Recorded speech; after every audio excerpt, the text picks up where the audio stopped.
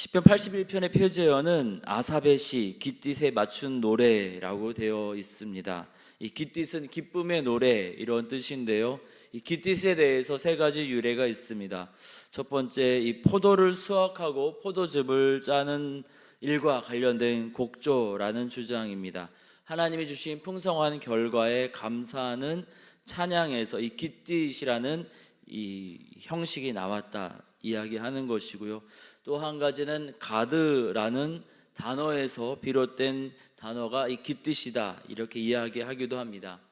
다윗 때 언약궤가 이 홈리아 비느하스 때 빼앗겼었던 블레셋에게 빼앗겼던 언약궤가 블레셋과 이스라엘 경계선상 이 가드 지역에 있었다가 이제 가드 사람 오벳 에돔의 집에서 예루살렘으로 옮겨질 때 다윗이 기뻐하면서 찬양을 드렸던 그 역사적인 사건을 기억하면서 이 가드랑 연결되어서 이 깃딧이라는 그런 이 찬양이 만들어진 것이 아니냐 이렇게 생각을 하는 것이죠.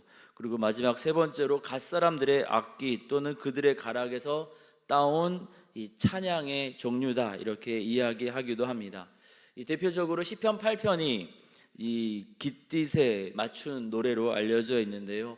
하나님의 창조를 기뻐하고 찬양하면서 기쁨으로 노래하는 이런 모든 것들을 이 깃딧, 이 기쁨의 노래로 이렇게 보기도 합니다. 다른 깃딧에 맞춘 노래처럼 81편도 감사와 찬양의 또 기쁨의 이 찬양의 시입니다. 아삽과 아삽의 자손들이 부른 다른 시편들처럼 좀 교훈적이고 지난 역사를 되돌아보는 내용이 나옵니다. 하지만 그 모든 일들 가운데 이게 뭐 후회를 하거나 회개하거나 물론 그런 부분들이 있습니다만 그보다 하나님을 기뻐하며 찬양을 하고 있습니다. 시편 81편은 크게 세 부분으로 구성이 되는데요. 첫 번째는 1절에서 4절까지 이스라엘 백성들에게 찬양으로 초대하는 장면입니다. 1절에 하나님이 어떠한 분인지 기쁨으로 고백합니다. 하나님은 이스라엘의 능력이 되고 우리의 능력이 되시고 그리고 또 이스라엘을 선택하신 분입니다. 그래서 야곱의 하나님 이렇게 이야기하는데요. 에서가 아니라 야곱을 선택하신 은혜로 우리를 선택하여 주신 하나님입니다. 이렇게 고백을 하죠. 그 하나님을 향하여 기쁘게 노래하고 즐거이 소리칠지어다 이렇게 외치고 있습니다. 하나님을 기뻐하는 것 이것이 우리 믿음의 백성들에게 하나님이 기대하시고 또 요구하시는 겁니다.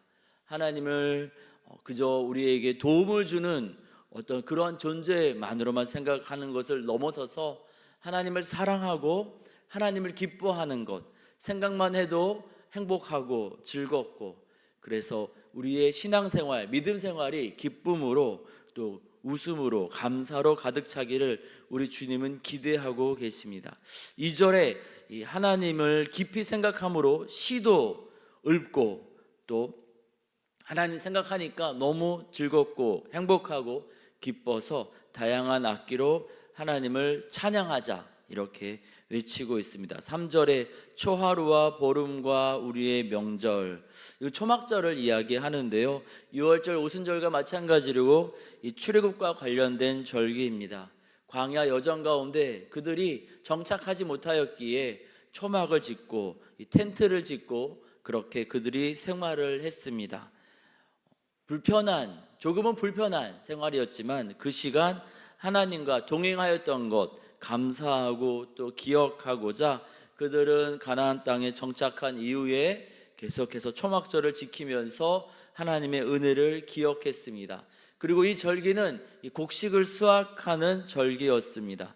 출애굽의 은혜를 감사하면서 농작물을 수확할 때 밭에다가 초막 텐트를 쳐놓고 집에 들어가지 않고 이제 낮에는 일하고 저녁에는 그 초막에 거하면서 열심히 일도 했고 오늘 우리에게 주어진 이 열매들 수확이 나의 힘, 나의 노력, 나의 땀에 의한 것이라기보다 출애굽 사건처럼 하나님이 은혜로 주신 하나님의 복임을 고백해 왔습니다. 하나님께서 오늘 베푸신 것에 대해서 감사하며 지난 역사 오늘에 이르기까지 우리 공동체를 붙잡아 주신 하나님을 찬양하는 것이지요. 이렇게 하나님과의 관계를 생각하며 오늘 주어진 열매 앞에서 절기에 따라 하나님의 은혜를 생각하고 하나님이 기뻐하는 것, 하나님을 찬양하고 하나님 때문에 우리 얼굴에 미소와 또 기쁨이 넘치는 것, 이것이 바로 하나님이 이스라엘 백성에게 명하시는 이 법이라고, 율례와 규례라고 4절에 이야기하고 있습니다. 하나님과의 관계를 기억하면서 성경의 가르침에 따라 믿음의 선배들이 지켜온 교회의 전통, 교회력에 따라 하나님을 찬양하고 기뻐하는 것, 이것은 구약의 백성들뿐만 아니라 예수님을 주로 고백하는 하나님의 자녀된 우리가 오늘 마땅히 해야 하는 일인 줄 믿습니다. 하나님을 기뻐하는 것, 주님이 우리 가운데 기대하시는 것이지만 때때로 우리는 하나님을 기뻐하기보다는 우리 일상의 바쁨으로 그저 하나님을 우리의 필요를 채우는 도구와 수단으로만 여길 때가 종종 있습니다. 그러나 하나님이 우리 가운데 기대하시는 것처럼 우리의 일상 속에서 우리가 때마다 시마다 절기를 지키면서 하나님을 기뻐하기를 원합니다. 이 새벽에 나와서 기도하며 하나님의 은혜를 구하며 더불어 하나님을 기뻐하는 복된 하루로 살아가기를 원합니다. 오늘을 살아감에 있어서 이 은혜로 출애굽한 이스라엘 백성이 하나님을 기억하면서 기뻐했던 것처럼 예수님의 십자가 보혈로 은혜로 구원받은 우리 그리스도인들도 아들을 내어주신 하나님을 기억하며 기뻐하기를 원합니다. 주님의 이 초대 가운데 우리도 그때 그 사람들처럼 찬양으로 기쁨으로 나아가는 우리 모두가 되어지기를 원합니다.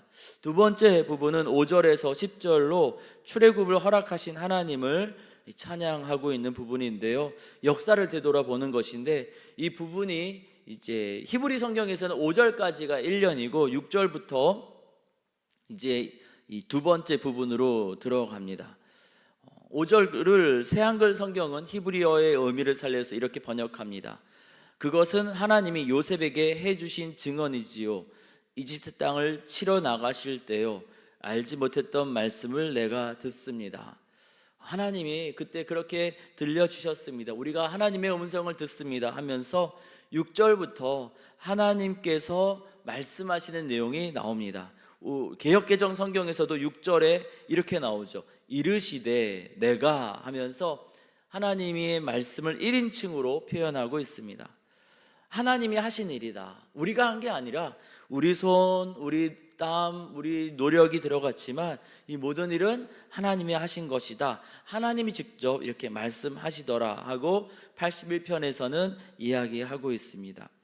이집트에서 학대받고 고난 가운데 있었는데 하나님께서 이스라엘 백성을 출애굽하게 하사 노예로서 지고 있었던 짐, 그 광주리를 놓게 하셨다. 6절에 이야기하죠. 7절에 이스라엘 백성의 고난으로 부르짖었을 때 하나님이 건지셨고 자연 만물을 다스리시는 하나님께서 물이 모자라서 하나님을 원망하던 그 무리바 땅에서 하나님의 백성들의 마음이 어떠한가 살펴보셨고 반석에서 또 하나님이 물을 허락하십니다. 지나온 역사 그 모든 시간들마다 하나님의 손길이 있었고 하나님의 은혜가 있었음을 알려주신 하나님은 9절과 10절에 명령과 약속을 주십니다. 다른 신을 두지 말고 섬기지 말라는 것이 명령이고요, 그리하면 하나님이 채워주시겠다 약속을 주십니다. 10절에 채워주시겠다 약속을 할 때 앞에 또 한 가지 말씀을 하십니다. 입을 크게 열라 말씀하십니다. 지난 과거를 되돌아보니 아무것도 없던 가운데 모든 것을 허락하신 하나님, 아무것도 없었던 광야 가운데 60만이 남자만 60만, 여자와 어르신을 포함해서 150만에서 200만이나 되는 어마어마한 그 많은 백성들을 40여 년간 먹이시고 또 배부르게 하셨던 그 하나님께서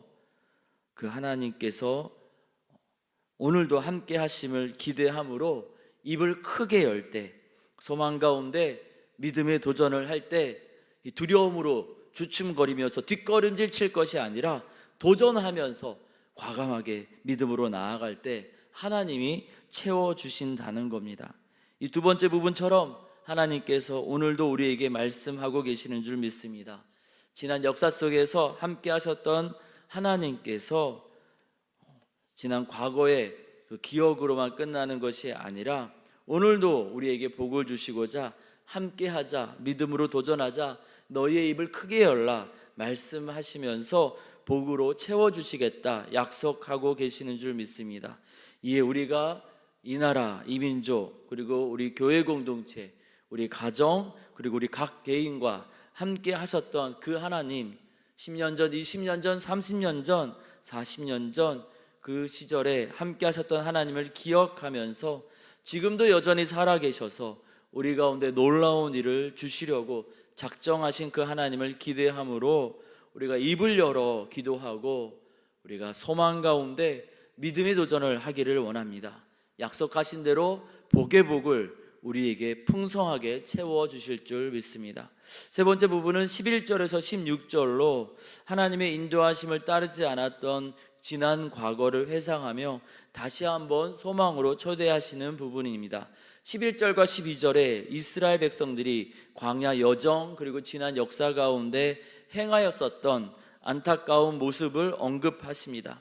다 좋았다, 다 은혜로 넘어갔다 하고 그렇게 지나가시는 것이 아니라 이것은 참 아쉬웠다 하고 말씀하시는데 다른 것이 아니고요, 11절과 12절 말씀 보니까 하나님을 온전히 믿지 못했던 부분, 온전히 따르지 못했던 부분, 그것이 아쉬웠던 부분, 안타까웠던 부분이라 알려주십니다.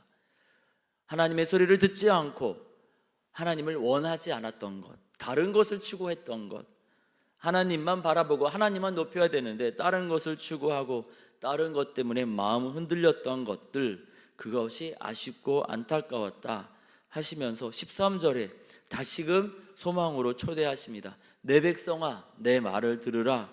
이스라엘아, 내 도를 따르라. 그렇게 주님의 초대에 응답하면 14절부터 16절까지 다시금 하나님께서 소망의 약속을 들려주십니다. 그리하면 내가 속히 그들의 원수를 누르고 그들의 대적을 치리니 여호와를 미워하는 자는 그에게 복종하게 될 것이고, 그리고 16절 말씀 보니까요, 기름진 밀 반석에서 나오는 꿀로 먹이고 만족하게 하시겠다, 그렇게 약속하고 계십니다.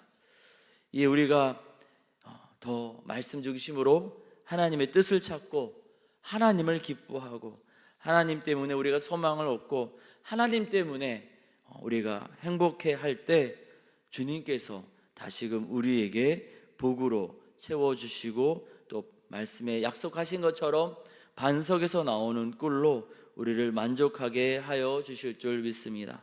오늘도 하나님의 뜻을 찾고 하나님께 붙잡혀져서 하나님과 동행하기로 결단할 때, 다른 것 바라보지 아니하고 하나님 의지하며 나아갈 때 하나님께서 약속하신 대로 하나님의 계획대로 우리를 만족하게 하여 주실 줄 믿습니다.